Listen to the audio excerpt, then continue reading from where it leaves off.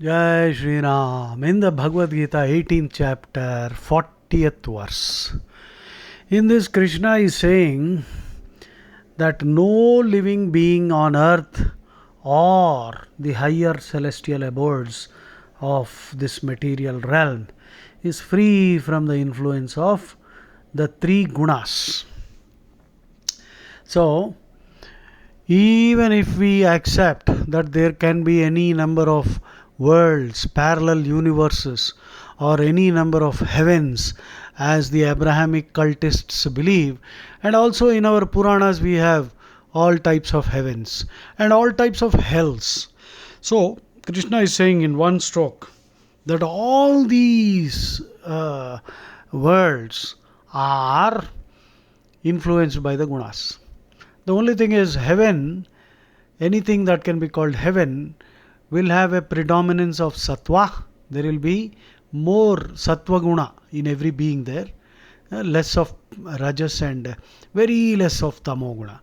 And hell, hellish worlds, or even in our world, or if at all there is some hell, there can be any number of hells if Krishna decides to create. Quantum mechanics already talks about parallel universes. So there can be a number of hells, like we have jails where penitentiaries, maximum security prison. So also Krishna would have created any number of hells for people who behave like rascals here, and if they are slitting the necks of chicken and eating the dead bodies, you are eating a dead body actually. Just imagine, who is a person, what do you call a person who eats a dead body? Oh my God, horrible. Going to KFC and eating dead bodies. Just imagine, you are eating a nicely fried dead body. Okay.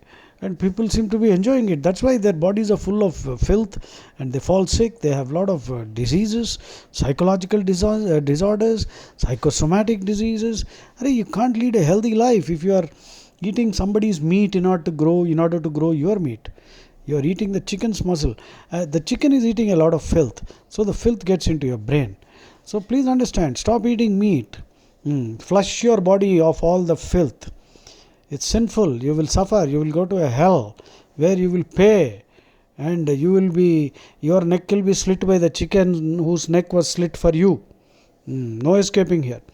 So Krishna is saying that in all these, in hell, the predominance, people will have a majority of their character will be predominated by tamoguna. And we on the earth plane, we are rajoguna driven. In heaven, people, beings like you and I can go to heaven, okay? Indra's post or Brahma's post also you can get. Sun's, Surya's post, moon's, Chandra's post, all these posts. After all, the whole universe is running according to some laws. So it is fair enough to assume that, Krishna has a huge bureaucracy which runs the whole system. So that is a logical belief. So you can be promoted to that post. That's why Krishna in Uddhava Gita, while talking to Uddhav, he casually mentions, obiter dictum.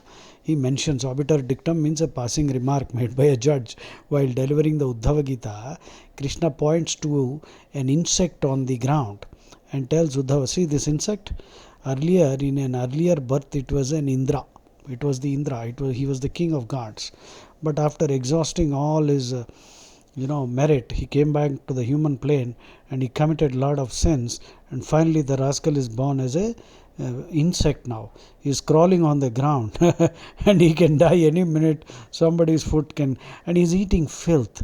So just imagine living the life of a dung beetle or some kind of a maggot, maggot, which has to feed on filthy, pus and all that. So this is what happens. Krishna is very clear.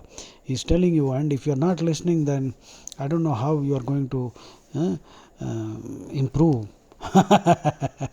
So, natadasti prithvivyam va divi deveshu va punah satvam prakriti jair muktam yadebhisyat tribir gunaihi. Natadasti. Nothing like that exists, nothing exists which is not under the sway of these three gunas. So Maya is tricolored, white, red and black. White is sattva, red is rajas, and black is tamas. In English, you see, English is such a deficient language, so the nearest English word for sattva is goodness, and rajo guna. Rajas is a word, sattva is a word, tamo is a word. All these three words are they are umbrella terms.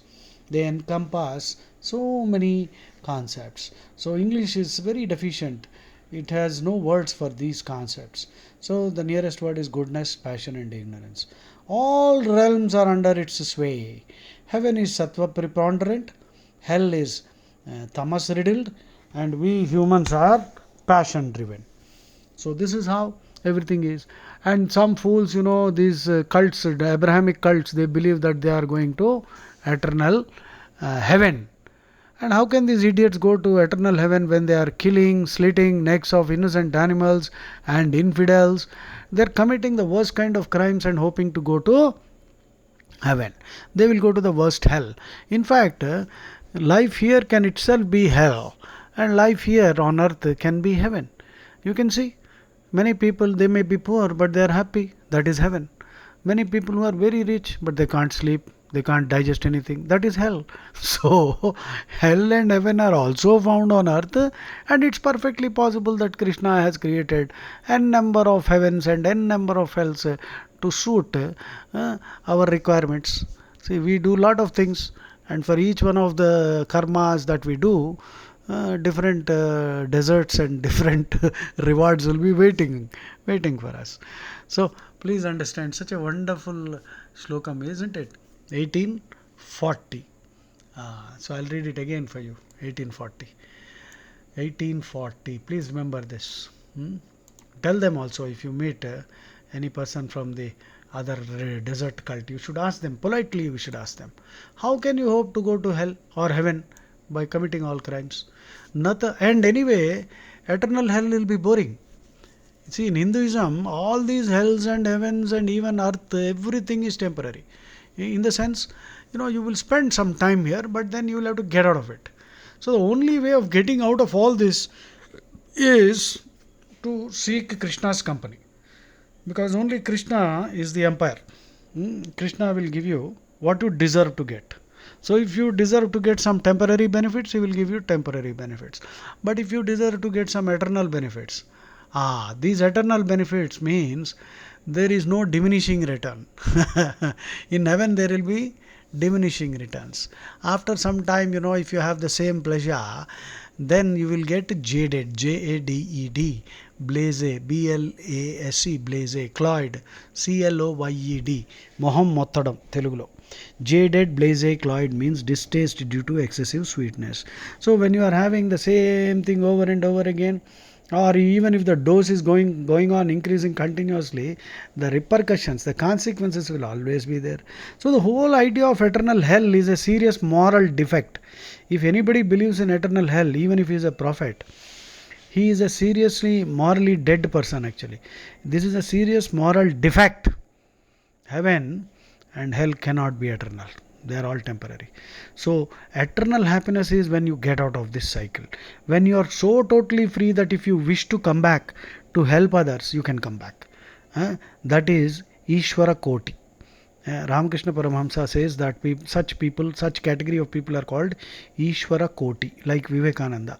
Ishvara Koti means a person who is free, but out of his infinite compassion he takes birth as a human to help people like you and me. That is Ishvara Koti. Not all Jiva Koti become Ishvara Koti. Not all who gain moksham become Ishvara Koti. That is again a gradation. So in nature the gradations are bound to be there. See, no one is equal. All of us are unique. All of us are unique. We are not equal. Don't ever ask for equality. Work for superiority. Improve yourself. So isn't it wonderful? Natadasti prudhivyam va divi deveshu va punah satvam prakriti jairmuktam yadebhisyat tribhir gunai. ఈ భౌతిక జగత్తు యందు భూమిపై కానీ లేదా ఊర్ధ్వ స్వర్గాది లోకాల్లో కానీ ఏ ఒక్క ప్రాణి కూడా ఈ ప్రకృతి త్రిగుణముల ప్రభావానికి అతీతము కాదు. అందరూ దీని ఇన్ఫ్లుయెన్స్లో ఉంటారు. ఏ, అందుకని తెలుపు, ఎరుపు మరియు నలుపు అన్నవి ఈ వర్ణాల్లో గుణాలు ఉంటాయట అని కృష్ణుడు చెప్తున్నాడు బాబు. కృష్ణుడు చెప్పిన మాట కూడా నువ్వు వినను అంటే మరి నీ కర్మ. బొంద దగ్గరికి పోయి ఏడు. ఆ బొందలు ఏవో ఉంటాయి కదా, ఆ టూంబు, చాందమియా, బొందమియా పోయి భజన చేస్తే మొత్తం గుండంతా క్షౌరం అయిపోయి నాయన భగవద్గీత వినండి రా బాబు, బాగుపడతారు. శ్రీకృష్ణుడు రా స్వయాన్న, అంటే వేదం కంటే గొప్పది. శ్రీకృష్ణుడు మనకేం చేస్తున్నాడు, అయ్యో పాపం వీళ్ళకి వేదం అన్నది ఇంత సంస్కృతం దంచారు ఋషులు, వీళ్ళకి పాపం అర్థం కావటం లేదని సింప్లిఫై చేసి మనకి భగవద్గీత ఇస్తే అది చదవకుండా బొందల దగ్గరికి వెళ్ళి అన్ని మతాలు ఒకటే ఇట్లాంటి పిచ్చి మాటలు మాట్లాడితే పాపం శ్రీకృష్ణుడు కూడా బాధపడుతున్నాడు రా. రే వెర్రివాడా. జై శ్రీరామ్.